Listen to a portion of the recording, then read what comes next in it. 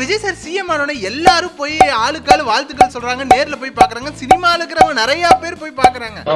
But ஒரே ஒரு கேள்வி என்னன்னா, எலெக்ஷனுக்கு முன்னாடி ஜனநாயகன் படத்தை வந்து போஸ்ட்பான் பண்ணி சென்சார் போர்டில் முடக்கி எல்லாம் பண்ணிட்டு இருக்கும் போது யாருமே ஒருத்தர் கூட ஆதரிச்சு இல்ல இது இப்படி பண்ணக்கூடாது, இப்படி எல்லாம் இது பண்ணக்கூடாது, கண்டிச்சு அப்படிங்கிற மாதிரி எதுவுமே போடலையே.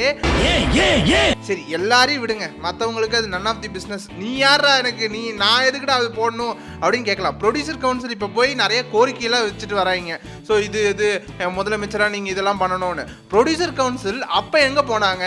ப்ரொடியூசர் கவுன்சில் அப்போ ஒரு சின்னதாக ஒரு தயாரிப்பாளருக்கு ஒரு பிரச்சனை அப்படி இருக்கும்போது ஒரு தயாரிப்பாளர் சங்க தமிழ் படம் தான் வந்து முடக்கி கிடக்குது. ஸோ தமிழ் பட தயாரிப்பாளர் சங்கம் வந்து போய் கேட்டிருக்கணும்ல, இல்லை ஏதாவது ஒரு கண்டிச்சு ஏதாவது அறிக்கை விட்டுருக்கணும், ஏதாவது பண்ணியிருக்கணும்ல சென்சார் போர்டுக்கு.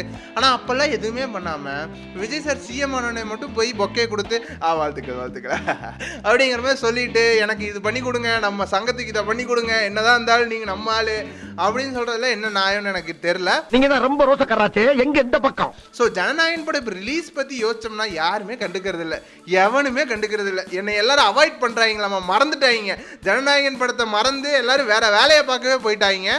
ஸோ அந்த படம் இப்போ என்னாச்சு ஏதாச்சு, இப்போ அந்த ப்ரொடியூசருக்கு வேற ஏதோ தமிழ்நாடு கவர்மெண்ட் போஸ்டிங் ஏதோ கொடுக்குறாங்கன்னு சொல்லி அது ஒரு கான்ட்ரவர்சி வந்து படம் அவ்வளோதான் நினைக்கிறேன். இப்போ என்ன ஒரு லேட்டஸ்டான தகவல் வந்துட்டு இருக்கு அப்படின்னு பார்த்தீங்கன்னா, படம் தீபாவளிக்கு வர ஒரு சில வாய்ப்பு இருக்கிறதாக உளவுத்துறையின் தகவல் வந்திருப்பதாக ஒரு தகவல் வெளியாகி இருக்கிறது.